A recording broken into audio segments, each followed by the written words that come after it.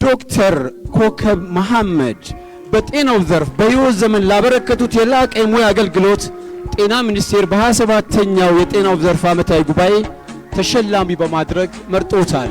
እንኳን ደስ አሉት።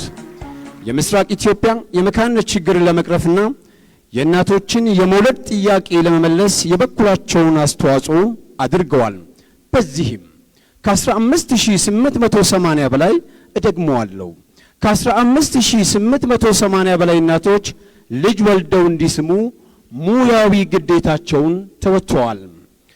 ዶክተር ኮከብ መሐመድ በጤናው ዘርፍ በሕይወት ዘመን ላበረከቱት የላቀ የሙያ አገልግሎት ጤና ሚኒስቴር በ27ኛው የጤናው ዘርፍ ዓመታዊ ጉባኤ ተሸላሚ በማድረግ መርጦታል። እንኳን ደስ አሉት። በኦሮሚያ ክልል ምስራቅ ሐረርጌ በደደር ወረዳ ነው የተወለዱት።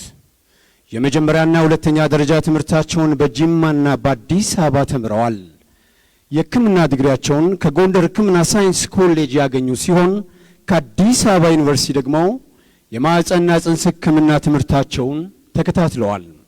ከ38 ዓመት በላይ በተሻገረ የሥራ ልምዳቸው በአረማ ዩኒቨርሲቲ መምህር፣ በሕይወት ፋና ሆስፒታል የማህፀንና ጽንስ ሕክምና ክፍል ኃላፊ፣ በደደር ሆስፒታል ሜዲካል ዳይሬክተር፣ በሐረር ጀጎል ሆስፒታል በፖሊስና በሐረር ጦር ኃይሎች ሆስፒታል በባለሙያነትና በኃላፊነት ያገለገሉ ሲሆኑ በተለያዩ ሆስፒታሎችና የሕክምና ኮሌጆች ኃላፊና የቦርድ ሰብሳቢ በመሆን ከፍተኛ አስተዋጽኦ አበርክተዋል።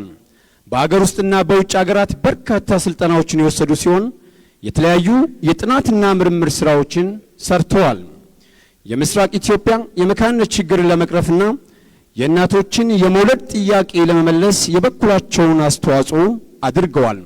በዚህም ከ15880 በላይ እደግመዋለሁ ከ15880 በላይ እናቶች ልጅ ወልደው እንዲስሙ ሙያዊ ግዴታቸውን ተወጥተዋል። ዶክተር ኮከብ መሐመድ በጤናው ዘርፍ በሕይወት ዘመን ላበረከቱት የላቀ የሙያ አገልግሎት ጤና ሚኒስቴር በ27ኛው የጤናው ዘርፍ ዓመታዊ ጉባኤ ተሸላሚ በማድረግ መርጦታል። እንኳን ደስ አሉት።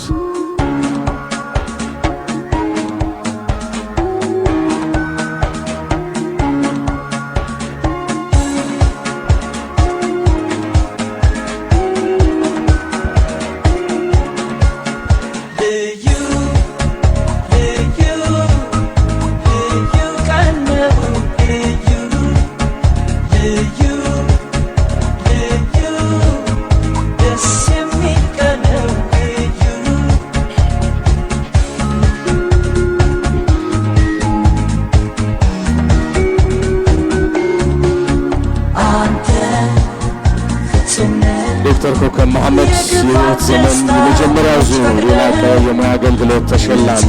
እናመሰግናለን። የቀን ወደ ተገኝተ አንተ ፍጹም የክፋት ደስታን መች ፈቅደ ንጹህ ነው አልከኝ። የቀን ወደ ተገኝተ የዛሬ